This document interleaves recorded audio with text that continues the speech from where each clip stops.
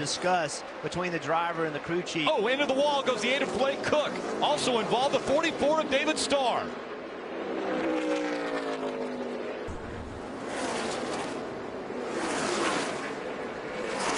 These two guys fighting for the spot, getting into turn one. You saw them make a little bit of contact, and then the 8 was on the bottom.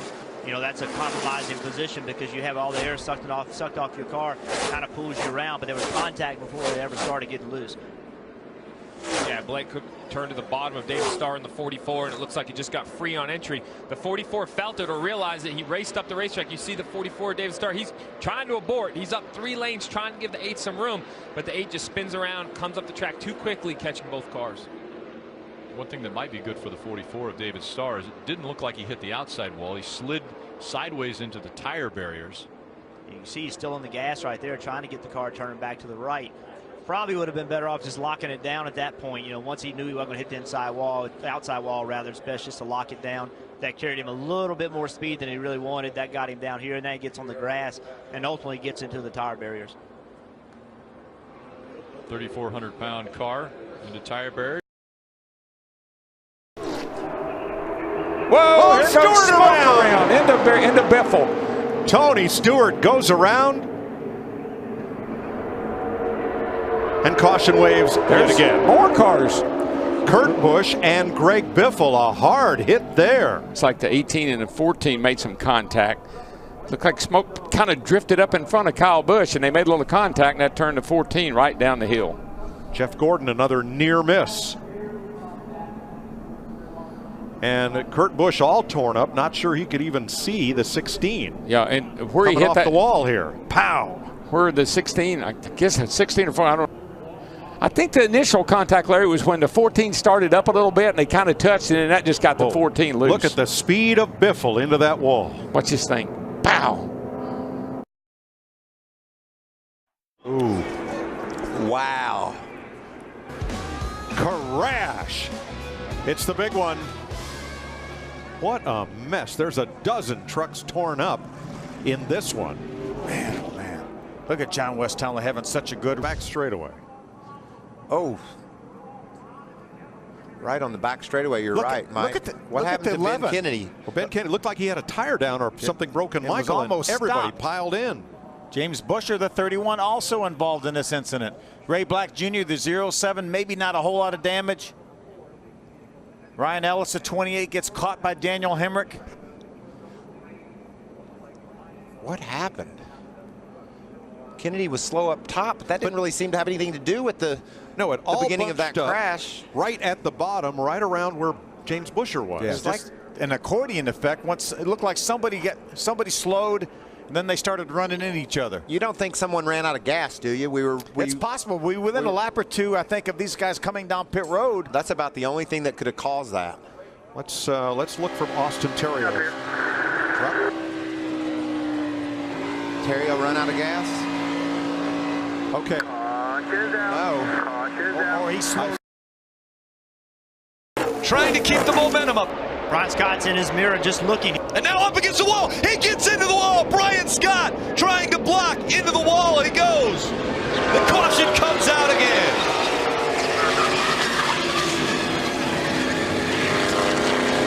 Brian Scott doing what you said, trying to slow the momentum down, did it too late. There's the damage to the 2. On the outside, Elliott's getting a big push. Brian tries to go in front and block, and Elliott's already there. He did what he needed to do. He just did it too late. The move was made too late to try to put the block on. Once they get that far up, you just got to hold your spot and take your punishment. You see here, there's a big run coming, and the move, it's just, there's nothing he can do. Elliott Sadler is clearly there all the way up to his quarter panel, and when he turns in front of the field, you can see all the debris fly. Got to keep an eye on the flagman as well. They're not going to make it. Oh, crash!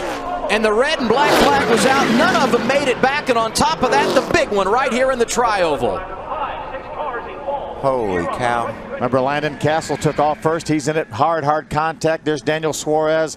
Blake Cook, the 8 car. Dale Jr. is able to drive through it. I don't think he's clapping for that. You see that Carlos Contreras, that black car in the middle of the racetrack right there, was slow. And see, Kyle Larson's going to squeeze Blake Cook. I think that's actually Suarez was trying to get through the middle, and he just misjudged the room he had to make that move and cause that crash. That was a rookie who was trying to understand exactly how to go about qualifying here at Daytona under this format, and was in a position, got himself in a position that he couldn't get out of. You could see he just cut up, clipped the front of Blake Cook's car, and caused the big crash. Was trying to get in behind Kyle Larson in the 42 car. Didn't quite have the clearance. Problems. Huge hit for Kennedy. The 11 up on the safer barrier. Down off the wall it comes to a grinding halt in the middle of the racetrack. See, he's racing on the inside of David Gillen. They make a little bit of contact. You see John West Townley was on the outside. He's going to run right into the side of him, kind of lift that truck up a little bit. Got into the catch fence. For the second week in a row, we've had a vehicle in the catch fence. But again, the catch fence did its job. It kept that truck down on the racetrack, and you see it riding along the top of the safer barrier. When they got to turn one, Phil, I think they were 3 wide, and Ben probably thought that's a difficult angle for the spotters to see as well. And I think that Ben probably thought, wow, look how close that truck comes to going over. Probably thought they were just 2 wide, and he had room to move up a little bit for the corner. That's what it looked like. Prior to today, the only place where big trouble. That's the rookie Suarez up and over Regan Smith, the big one at Daytona in the Tri-Oval.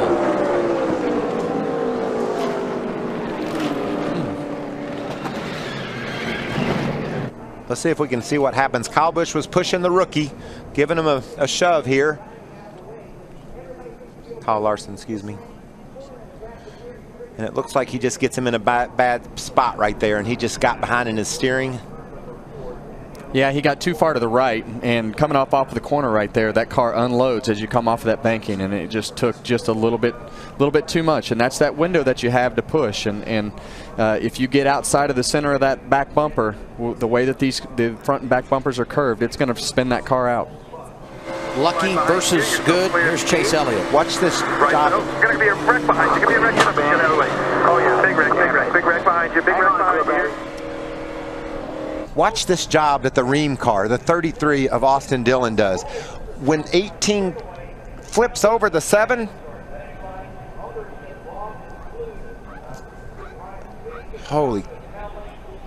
Say, Chris Buescher did a heck of a job sneaking through there too in that number 60 Cheez-It car. Great job by Buescher all day long.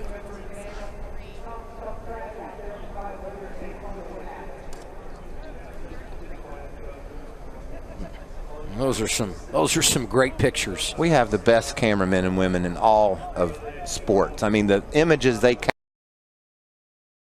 to show at ground level the way these trucks haul the mail off into the corner. Got a trouble up in turn 4. Oh, and there goes Theriot hard into the wall. And that's Reddick in the 19 that had the problem that kicked it all off with Theriot as he comes grinding to a halt on the front straightaway after a huge, heavy impact here on the front stretch. Man, watch as he comes through here. There's Reddick high in turn 4, loose. Just about has his truck saved, and along comes Theriot. Look at that right front tire. Yeah, really nothing Austin could do. At all. Tyler Reddick, he's just fighting to regain control of his truck. I don't know. We didn't see if anything maybe clipped Reddick and sent him sliding sideways. We just caught it as he was up there fighting for control of that truck. Saw him doing an amazing job hanging on to it. See Jennings down on the bottom. He went up way high. Now, we haven't seen a whole lot of people run up that high. You see the dirt. Here comes Austin, just trying to get by on the inside. Again, Reddick's just trying to regain control after being sideways up against the outside wall. And with the problems that the 63 truck was having. Oh, it's so scary. It's such a sick feeling for Tyler, watching his teammate. They can't do this for 10 laps. Eric Jones around. Back across the field. The big one, part 2 at Daytona. Yeah, they can't do this. Stay high. Nice, straight. Did anybody hit you there, Kel? A horrific crash for Kyle Busch, who slid through the infield grass and went head on into the inside wall. And he is climbing from that car, and that is an unbelievable sight. I was pushing Eric Jones, or behind Jones. Looks like there might have been some contact there.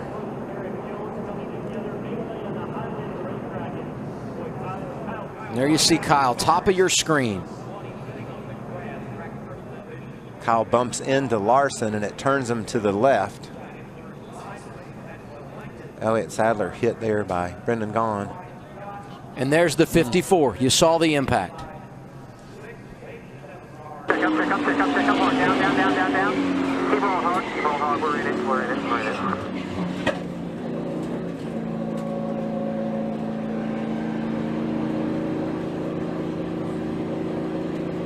Chase Elliott already beat up from an earlier accident. Had a front row seat as well. 9 to go. 20 going to go in the middle. Be a big wreck behind you. Big wreck behind you. Big wreck behind you. Big wreck behind you. Big wreck behind you. Big wreck behind you. Big wreck behind you. Caution. We're fine. Fine. Junior will win at Daytona. And the big one happens behind them.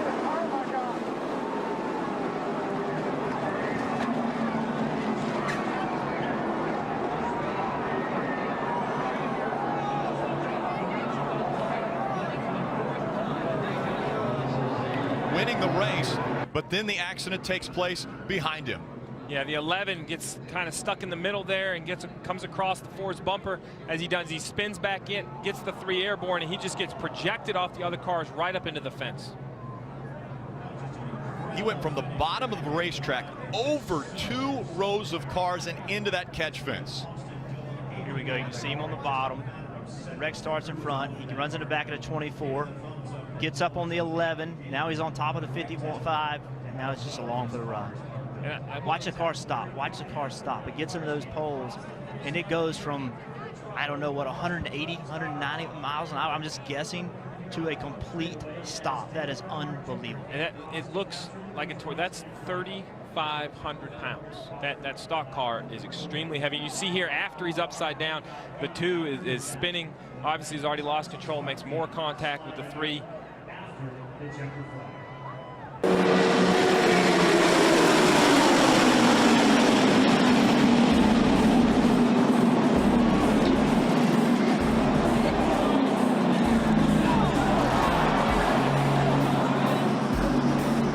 Let's ride along with Kevin Harvick.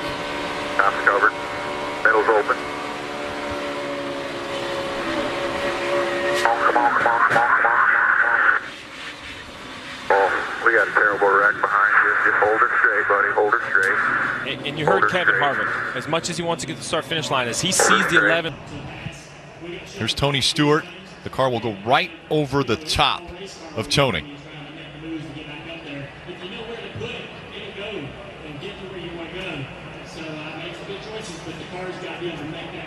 Just never seen a car stop at that rate. I mean, going from that fast to essentially 0. So, and that's what scared me, to be quite honest with you, when I saw it, how quickly he stopped. Because just like we talked about angle of impacts on walls, when a car stops that quickly, the driver's got to be feeling that. There's got a lot of be going on inside that race car, and it honestly scared me. Thought about his dad, his mom, Mike Dillon, his granddad, his grandmother. I mean, that's the first thing was going through my mind. The reinforced catch fences. After Kyle Larson in the Xfinity race got into that fence, they worked on it, they honed it, they tried to reinforce it. That car, obviously 3,500 pounds, it was able to shear off 2 of the poles on the front stretch. We're hearing from NASCAR that the safety and the health and service